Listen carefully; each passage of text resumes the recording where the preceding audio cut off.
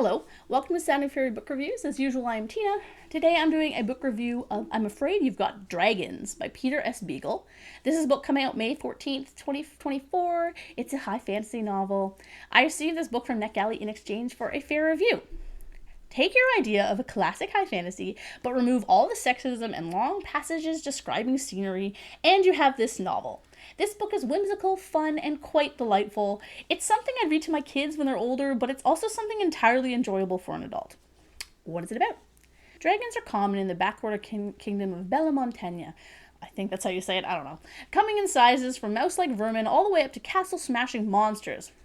Here we go. Gaius Aurelius Constantine Heliogabalus Thrax, who would much rather be called Robert, has recently inherited his deceased dad's job as a dragon catcher exterminator, a career he detests with all his heart, in part because he likes dragons, feels a kinship with them, but mainly because his dream has always been the impossible one of transcending his humble origin to someday becoming a prince's valet. Needless to say, fate has something rather different in mind. Did you also love the movie The Last Unicorn as a kid? Okay, I'm lying. I actually only watched it a few times as it wasn't available at the video store and we didn't own it. My husband watched it probably 500 times because his sister was a horse girl and absolutely loved it. So he's always quoting that one line, it's so cold, it burns. I can't do quotes. It is a great movie. I watched it a few times as an adult and I love it. But have you read the book? Isn't that like the most book person thing to say? How many times have you said it in your life? Let me know in the comments. Anyway, I have a lovely copy of The Last Unicorn. It's kind of like a first edition. It's really cool. I was going to show it to you, but I can't find it. Where did it go? I have no idea. It's apparently The Lost Unicorn. Now, you know what? I actually think it's upstairs in my kid's closet. I probably put it up there to be like, I'll read this to them one day. Yeah. Anyway. The book is a lot darker than the movie, and the unicorn has way more agency. In the movie, she has a few good parts, but most of the time, she's kind of like a victim. But in the book, she has like way more control over her own story. It's really awesome. It also has one of like my favorite lines.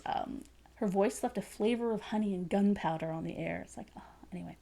Anyway, this is why I knew I'd likely enjoy this novel when I saw it pop up on NetGalley, and I'm really happy that I got approved for it. Apparently it was also supposed to be released like 10 years ago, but wasn't. I don't know. I was looking at reviews, because that's what I do after I write my own, to see if I, kind of have different opinions than everyone else, which generally I tend to do, which is fine. And I saw that some people were like, oh, I requested this like back in 2015, and I was like, well, what's the deal there? If anyone knows, let me know. Anyway, I requested this on NetGalley. I thought I would enjoy it, and I absolutely did. That was a long preamble. I thought it was so fun and entertaining. Because it's like a fairy tale in a way, the characters aren't overly complex, but they are well developed and likable. Each person has a side to them that they are fighting with. The dragon catcher who loves dragons, the princess who wants to learn to read and who really wants to let her smarts and strength shine when she needs to, and the handsome prince who just wants some goddamn peace and quiet. There are some highly amusing side characters, and while the main antagonist wasn't entirely threatening, he was very, very fun. The story itself is kind of a pile upon pile of quest narratives, but through it all, the main story is about friendship and love. The novel takes the archetypes romanticized in classic fantasy or fairy tales, hero, princess, prince, and while not modernizing them too much, makes them more relatable by delving into how people often feel trapped by their situations, expectations, and the roles they are born into.